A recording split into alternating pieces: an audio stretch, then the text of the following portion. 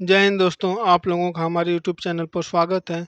आशा करते हैं आप लोग स्वस्थ होंगे और आप लोगों की पढ़ाई अच्छे तरीके से चल रही होगी। आज हम लोग सीटेट के ईवीएस पेपर को सॉल्व करेंगे। यदि आप लोगों को यह पीडीएफ चाहिए तो आप हमारे टेलीग्राम चैनल से जुड़ जाइए। हमारे टेलीग्राम चैनल का नाम है स्टूडेंट पॉइंट सेंटर। या तो आप लोग इस वीडियो के डिस्क्रिप्शन में दिए गए टेलीग्राम चैनल से जुड़ सकते हैं। टेलीग्राम चैनल का नाम है स्टूडेंट पॉइंट सेंटर। वहाँ से आप लोग पीडीएफ को डाउनलोड करके अपने तैयारी को मजबूत बना सकते हैं। तो चलिए शुरुआत करते हैं आज के सेशन को। आज का पहला प्रश्न हमारा है, भारत में पर्यावरण संरक्षण अधिनियम कब लागू हुआ था? भारत में पर्यावरण संरक्षण अधिनियम कब लागू हुआ था? तो इसका सही आंसर हो जाएगा ऑप्शन बी, 1986 में। 1986 में पर्यावरण संरक्षण अधिनियम लागू किया गया। भोपाल गैस त्रासदी के बाद 1986 ईस्वी में पर्यावरण संरक्षण अधिनियम को लागू किया गया था। अगला प्रश्न हमारा है प्रश्न संख्या 2। प्रश्न संख्या 2 में पूछा है कि ओजोन परत पृथ्वी को किससे बचाती है? ओजोन परत पृथ्वी को किससे बचाती है? तो इसका सही आंसर हो जाएगा हमारा ऑप्शन बी, पराबैंगनी किरणों से। ओजोन परत जो है पृथ्वी को पराबैंगनी किरणों से बचाता है। ओजोन परत सूर्य से आने वाली हानिकारक अल्ट्रावायलेट किरणों को अवरुद्ध करती है। ओजोन परत जो है सूर्य से आने वाली हानिकारक अल्ट्रावायलेट किरणों को अवरुद्ध करती है, जिससे पृथ्वी को बचाती है। अगला प्रश्न है, निम्न में से कौन सा नवीनीकरण ऊर्जा का स्रोत है?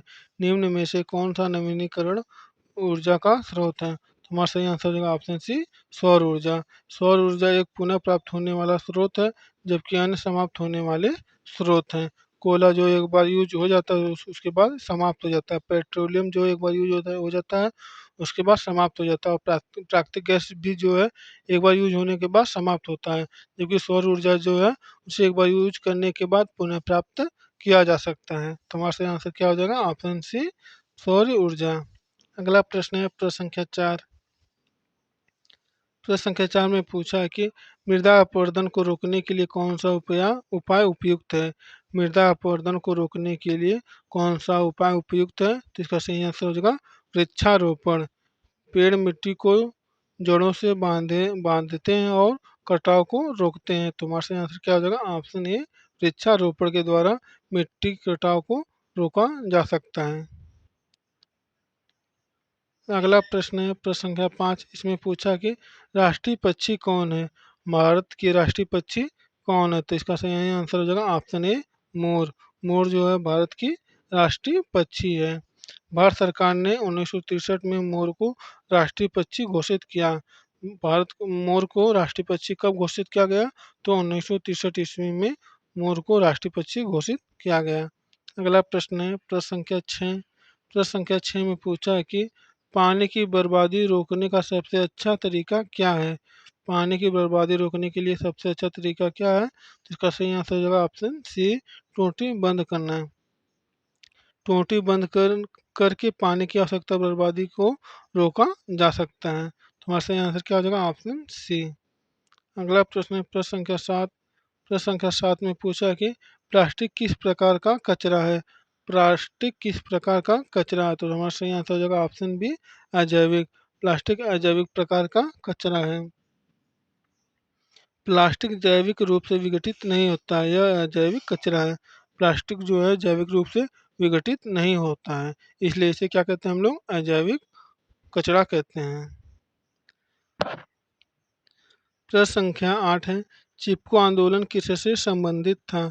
चिपको आंदोलन किससे संबंधित था? तो इसका सही आंसर हो जाएगा ऑप्शन बी, वृक्ष संरक्षण से। चिपको आंदोलन जो है वृक्ष संरक्षण से संबंधित था। चिपको आंदोलन में महिलाएं पेड़ों से चिपक गई थी ताकि उन्हें काटा ना जा सके। अगला प्रश्न है प्रश्न संख्या 9। प्रश्न संख्या 9 में पूछा है कि सौर ऊर्जा का मुख्य स्रोत क्या है? सौर ऊर्जा का मुख्य स्रोत क्या है? तो इसका सही आंसर हो जाएगा ऑप्शन सी, सूर्य। सूर्य ऊर्जा को हम लोग प्राकृतिक स्रोत के नाम से जानते हैं। अगला प्रश्न है प्रश्न संख्या 10। इसमें पूछा है कि वन्य जीव सप्ताह भारत में कब मनाया जाता है? वन्य जीव सप्ताह भारत में कब मनाया जाता है? तो इसका सही आंसर हो जाएगा ऑप्शन बी, 2 से 8 अक्टूबर तक वन्य जीव सप्ताह मनाया जाता है। इसका उद्देश्य है कि वन्य जीवों के संरक्षण हेतु जागरूकता फैलाना। प्रश्न संख्या 11 में पूछा है कि जलवायु परिवर्तन का मुख्य कारण क्या है। जलवायु परिवर्तन का मुख्य कारण क्या है, तो इसका सही आंसर हो जाएगा ग्रीन हाउस गैसें। CO2 और अन्य गैसें तापमान बढ़ाने में प्रमुख भूमिका निभाती हैं। CO2 तथा अन्य गैसें तापमान बढ़ाने में प्रमुख भूमिका निभाते हैं, इसीलिए जलवायु परिवर्तन का मुख्य कारण क्या है, ग्रीन हाउस गैसें हैं। अगला प्रश्न है प्रश्न संख्या 12। इसमें पूछा है कि वृक्षों से हमें क्या नहीं मिलता है। वृक्षों से हमें क्या नहीं मिलता है, तो इसका सही आंसर हो जाएगा ऑप्शन सी धातु।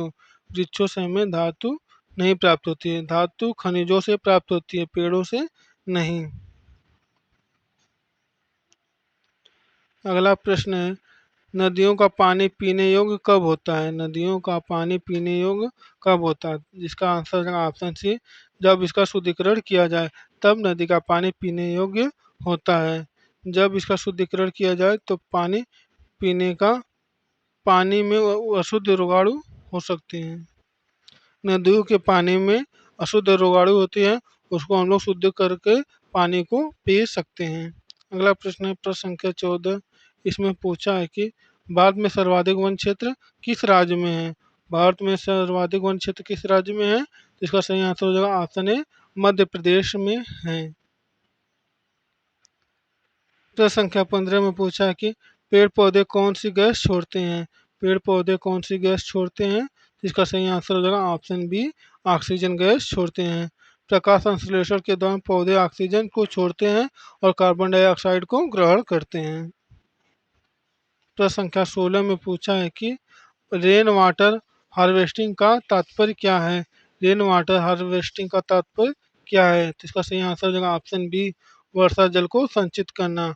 इसे हम लोग क्या कहते हैं, रेन वाटर हार्वेस्टिंग कहते हैं। अगला प्रश्न है प्रश्न संख्या 17। प्रश्न संख्या 17 में पूछा है कि भारत का पहला राष्ट्रीय उद्यान कौन सा है। भारत का पहला राष्ट्रीय उद्यान कौन सा है, तो इसका सही आंसर हो जाएगा option C Jim Corbett. Jim Corbett जो है 1936 ईस्वी में उत्तराखंड में स्थापित किया गया था। जिम कॉर्बेट जो है 1936 ईस्वी में उत्तराखंड में स्थापित किया गया था। भारत का पहला राष्ट्रीय उद्यान कौन सा है, तो जिम कॉर्बेट है। अगला प्रश्न है प्रश्न संख्या 18। प्रश्न संख्या 18 में पूछा है कि कचरे को पुनः प्रयोग करने योग्य उत्पाद में बदलना क्या कहलाता है। कचरे को पुनः प्रयोग योग्य उत्पाद में बदलना क्या कहलाता है, तो इसका सही आंसर है ऑप्शन बी रिसाइकलिंग। इसमें पर्यावरण की रक्षा होती है। रिसाइकलिंग द्वारा पर्यावरण की रक्षा की जाती है। कचरे को पुनः प्रयोग योग्य उत्पाद में बदलना क्या कहलाता है, रिसाइकलिंग कहलाता है। अगला प्रश्न है प्रश्न संख्या 19 में पूछा है कि ईंधन की बचत किससे संबंधित है। ईंधन की बचत किससे संबंधित है, तो इसका सही आंसर हो जाएगा ऑप्शन बी साइकिल चलाना। यह बिना ईंधन के चलता है। साइकिल जो है बिना ईंधन के चलता है, तो इससे ईंधन की बचत होती है। तो हमारा सही आंसर क्या हो जाएगा ऑप्शन बी साइकिल चलाना। अगले प्रश्न पे चलते प्रश्न संख्या 20। प्रश्न संख्या 20 में पूछा है कि वनों की कटाई को क्या कहा जाता है। वनों की कटाई को हम लोग क्या कहते हैं, इसका सही आंसर जो है ऑप्शन डी वनों की कटाई कहा जाता है। इसे अंग्रेजी में डिफोरेस्टेशन कहते हैं। अगला प्रश्न है प्रश्न संख्या 21। 21 प्रश्न संख्या 21 में पूछा है कि पृथ्वी दिवस कब मनाया जाता है। पृथ्वी दिवस प्रत्येक वर्ष 22 अप्रैल को हम लोग मनाते हैं। पृथ्वी दिवस कब मनाया जाता है, तो पृथ्वी दिवस प्रत्येक वर्ष 22 अप्रैल को मनाए जाते हैं। यह दिन पृथ्वी के संरक्षण के लिए जागरूकता बढ़ाने के लिए मनाया जाता है। प्रश्न संख्या 22 में पूछा है कि ग्लोबल वार्मिंग किससे संबंधित है। ग्लोबल वार्मिंग किससे संबंधित है, तो इसका सही आंसर हो जाएगा ऑप्शन बी पृथ्वी का बढ़ता तापमान। पृथ्वी का बढ़ता तापमान जो है ग्लोबल वार्मिंग से संबंधित है। ग्रीन हाउस गैसों की अधिकता से पृथ्वी का औसत तापमान बढ़ रहा है। ग्रीन हाउस जैसे जैसे बढ़ती है उससे उससे पृथ्वी का तापमान बढ़ता जा रहा है। अगला प्रश्न हमारा है प्रश्न संख्या 23। इसमें पूछा है कि किस जानवर को रेगिस्तान का जहाज कहा जाता है। किस जानवर को रेगिस्तान का जहाज कहा जाता है, तो इसका सही आंसर हो जाएगा ऑप्शन बी, ऊँट। ऊँट को हम लोग क्या कहते हैं? रेगिस्तान का जहाज कहते हैं। ऊँट जो रेगिस्तान में बिना पानी के कई दिनों तक जीवित रह सकता है, इसलिए हम लोग ऊँट को क्या कहते हैं? रेगिस्तान का जहाज कहते हैं। अगला प्रश्न है प्रश्न संख्या 24। जल ही जीवन है, यह नारा किससे संबंधित है? जल ही जीवन है, यह नारा किससे संबंधित है? तो इसका सही आंसर हो जाएगा ऑप्शन सी, जल संरक्षण से संबंधित है। प्रश्न संख्या 25 में पूछा है कि बायोगैस किससे बनती है?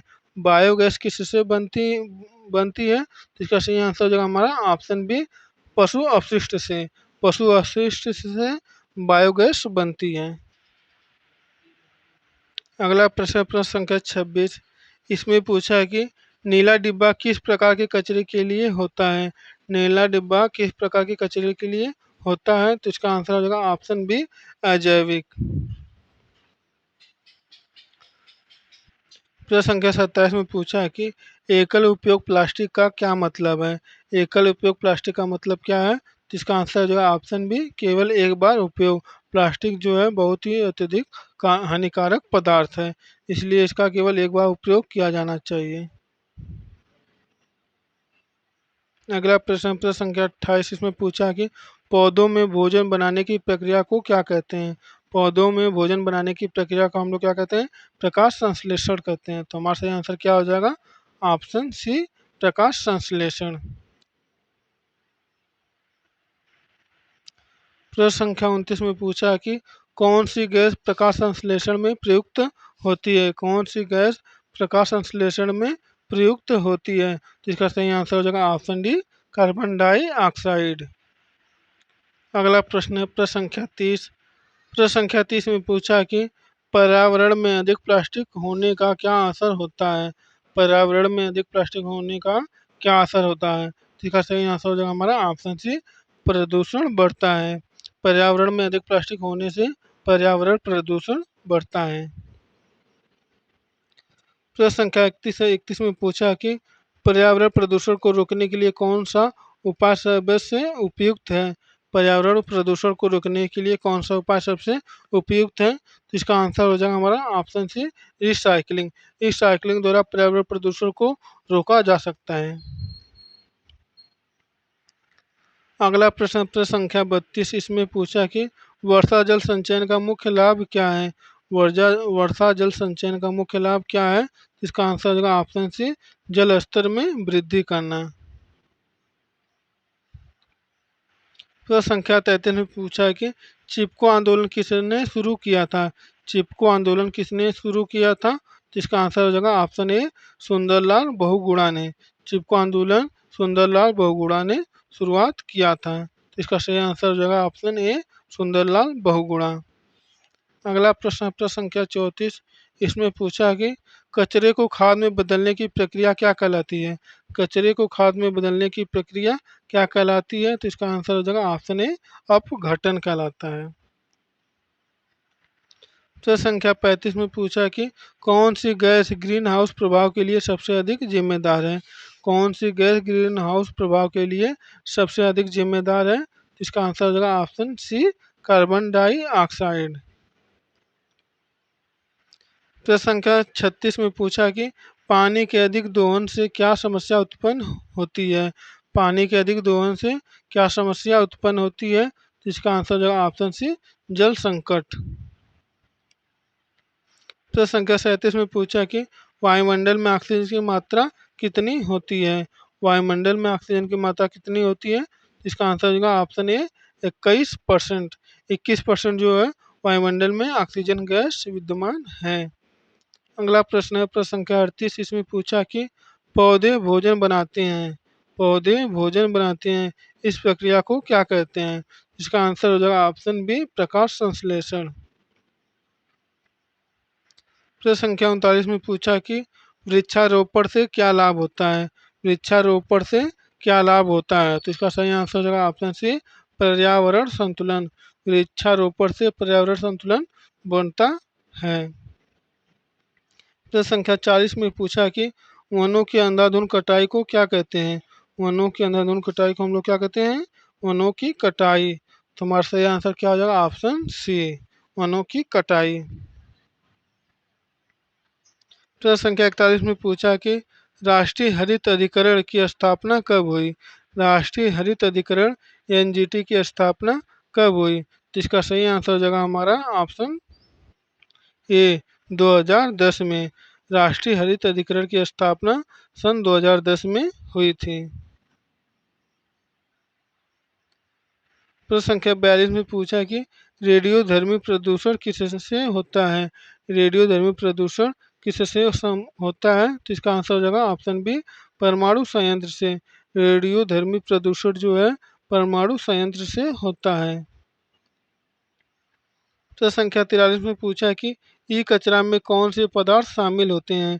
ई कचरा में कौन से पदार्थ शामिल होते हैं? तो इसका आंसर हो जाएगा ऑप्शन बी, इलेक्ट्रॉनिक वस्तुएं। प्रश्न संख्या 44 में पूछा कि CO2 गैस उत्सर्जन कम करने का सबसे अच्छा तरीका क्या है? CO2 गैस उत्सर्जन करने का सबसे अच्छा तरीका क्या है? इसका सही आंसर हो जाएगा ऑप्शन बी, वृक्षारोपण। वृक्षारोपण द्वारा CO2 गैस उत्सर्जन को कम किया जा सकता है। प्रश्न संख्या 45 में पूछा कि वन्य जीव सप्ताह भारत में कब मनाया जाता है? वन्य जीव सप्ताह भारत में कब मनाया जाता है? इसका सही आंसर हो जाएगा ऑप्शन ए, 2 से 8 अक्टूबर तक मनाया जाता है। अगला प्रश्न प्रश्न संख्या 46 इसमें पूछा है कि पर्यावरण का संतुलन बनाए रखने में सबसे बड़ी भूमिका किसकी है? पर्यावरण का संतुलन बनाए रखने में सबसे अधिक भूमिका किसकी है? तो इसका सही आंसर हो जाएगा ऑप्शन डी, वृक्ष का है। प्रश्न संख्या 27 में पूछा कि जलवायु परिवर्तन का प्रभाव किस पर होता है? जलवायु परिवर्तन का प्रभाव किस पर होता है? इसका सही आंसर हो जाएगा ऑप्शन सी, सभी पर। मनुष्यों पर भी होता है, पशुओं पर भी होता है और पेड़ों पर भी होता है। तो जलवायु परिवर्तन का प्रभाव सभी पर होता है। प्रश्न संख्या 48 में पूछा है कि कौन सी प्रक्रिया वर्षा का कारण बनती है? कौन सी प्रक्रिया वर्षा का कारण बनती है? इसका सही आंसर हो जाएगा ऑप्शन बी, संघनन। संघनन प्रक्रिया द्वारा वर्षा बनती है। प्रश्न संख्या 49 है, इसमें पूछा कि पृथ्वी के गर्म होने की प्रक्रिया को क्या कहते हैं? पृथ्वी के गर्म होने की प्रक्रिया को हम लोग क्या कहते हैं? तो इसका सही आंसर हो जाएगा ऑप्शन बी, ग्रीन हाउस। आज का अंतिम प्रश्न है प्रश्न संख्या 50। इसमें पूछा है कि नदी, तालाब और झील किस प्रकार के संसाधन हैं? नदी, तालाब और झील किस प्रकार के संसाधन हैं? इसका सही आंसर हो जाएगा ऑप्शन बी, जल संसाधन। जल स्रोतों का उपयोग सिंचाई, पीने और उद्योगों में किया जाता है। तो दोस्तों आज के लिए इतना ही। बाकी की वीडियो पढ़ने के लिए आप हमारे चैनल को सब्सक्राइब कीजिए, वीडियो को लाइक कीजिए और वीडियो को ज़्यादा से ज़्यादा शेयर कीजिए। यदि आप लोगों को यह PDF चाहिए तो आप हमारे टेलीग्राम चैनल से जुड़ जाइए। हमारे टेलीग्राम चैनल का नाम है स्टूडेंट पॉइंट सेंटर। हम अपने टेलीग्राम चैनल का लिंक इस वीडियो को डिस्क्रिप्शन में दे देंगे, आप चाहें तो वहाँ से भी PDF को डाउनलोड कर सकते हैं। तो दोस्तों आज के लिए इतना ही। बाकी की वीडियो पढ़ने के लिए आप हमारे चैनल को सब्सक्राइब कीजिए। जय हिंद, जय भारत।